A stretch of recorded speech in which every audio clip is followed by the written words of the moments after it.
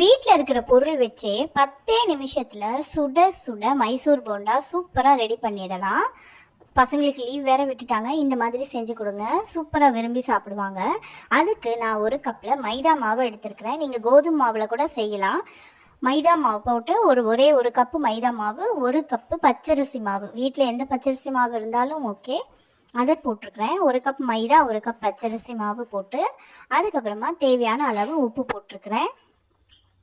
தேவையான அளவு அதில் உப்பு போட்டுட்டு அதுக்கப்புறமா ஒரே ஒரு பிஞ்சு மட்டும் நான் சோடாப்பு போட்டிருக்கேன். பேக்கிங் சோடா இருக்கு இல்லையா, அது போட்டிருக்கிறேன். இது எல்லாத்தையும் ஃபஸ்ட்டு நல்லா மிக்ஸ் பண்ணிக்கோங்க. பேக்கிங் சோடா போடும்போது நமக்கு நல்ல உப்பி வரும், முறுமுறுன்னு வரும். நீங்கள் வேண்டாம் அப்படின்னு நினச்சிங்கன்னா ஸ்கிப் பண்ணிக்கலாம். பேக்கிங் சோடா போடாமையும் இது செய்யலாம். அதுக்கப்புறமா நல்லா கெட்டி தயிர் ஒரு 1.5 ஸ்பூன் நான் சேர்த்துக்கிறேன். அப்போ தான் நம்மளுக்கு நல்லா சாஃப்டாக இருக்கும் உள்ளெல்லாம். 1.5 கப்பு தயிர் சேர்த்துக்கிறேன். இப்போது தயிரோடு நல்லா மிக்ஸ் பண்ணிக்கோங்க. நல்லா மிக்ஸ் பண்ணிவிட்டு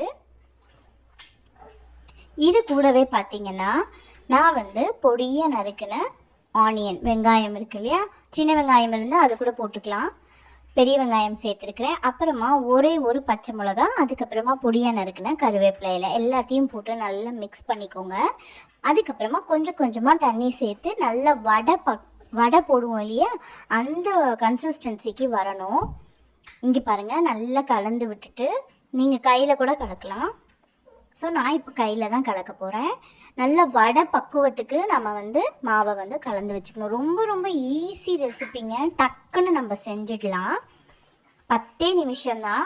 நீங்கள் ப்ரிப்பேர் பண்ணிவிட்டு சைடில் எண்ணெய் வச்சிங்க அப்படின்னா எண்ணெயும் காஞ்சிரும். கடகடன்னு டீ கூட நம்ம வச்சு சாப்பிட ரொம்ப சூப்பராக இருக்கும். இப்போ பாருங்கள், இந்த கன்சிஸ்டன்சிக்கு நம்ம மாவு பிசைஞ்சு வச்சுக்கலாம். இப்போ பாருங்கள், எனக்கு அங்கே எண்ணெய் காஞ்சிட்டு இருக்குது. ஒரு 5 மினிட்ஸ்க்கு மூடி வச்சுருங்க. 5 to 10 மினிட்ஸ் அது ஊறட்டும். அதுக்குள்ளே நம்ம எண்ணெய் வச்சுக்கலாம். எண்ணெய் நல்லா சூடானதுக்கப்புறமா குட்டி குட்டியாக உருண்டை மாதிரி, நம்ம உருண்டையாக தான் போடணும்னு இல்லை, நீங்கள் போட்டாலே அது அந்த கன்சிஸ்டன்சிக்கு வந்துடும். டீ கடையிலலாம் பார்த்தீங்கன்னா போண்டா ஷேப்லெஸ்ஸாக தான் இருக்கும். ஸோ இந்த மாதிரி ஒன்று ஒன்றா போட்டு எடுத்தீங்க அப்படின்னா ரொம்ப ரொம்ப சுவையான சூப்பரான மைசூர் போண்டா ரெடி ஆயிருங்க. சைடில் நீங்கள் டீ போட்டுகிட்டே கூட இதை நீங்கள் செஞ்சிங்களாம். 10 நிமிஷம்தான் ஆகும். குழந்தைங்க ரொம்ப விரும்பி சாப்பிடுவாங்க. மைதா வேண்டாம் அப்படின்னா நீங்கள் கோதுமை மாவில் கூட செய்யலாம். சூப்பரான சுவையான சூப்பரான டக்கரான இது ரெடி ஆயிடுச்சு. மைசூர் போண்டா ரெடி ஆயிடுச்சு. பாருங்கள், எண்ணெயில் நல்லா சூப்பராக இருக்கும். பெரட்டி போட்டிங்கன்னா டீயோட வச்சு சாப்பிட்றதுக்கு ரொம்ப சூப்பராக இருக்கும். நம்ம சேனலை மறக்காமல் சப்ஸ்கிரைப் பண்ணிடுங்க. இன்னும் நிறைய ரெசிபீஸ் வந்துக்கிட்டே இருக்குது. இங்கே பாருங்கள், வெளியிலலாம் நல்ல மொறுன்னு இருக்குது, உள்ளுக்குள்ளே சாஃப்டாக. என்னால் பிக்க முடியல, ரொம்ப சூடுது. உள்ளுக்குள்ளே சாஃப்டாக இருக்கும். ரொம்பவே சூப்பராக இருக்கும். ட்ரை பண்ணி பார்த்துட்டு எனக்கு மறக்காமல் கமெண்ட்டில் சொல்லுங்கள். இன்னொரு சூப்பரான ரெசிபியோட உங்களெல்லாம் சந்திக்கிறேன். அதுக்குள்ளே நம்ம சேனலை சப்ஸ்கிரைப் பண்ணிடுங்க. பாய்.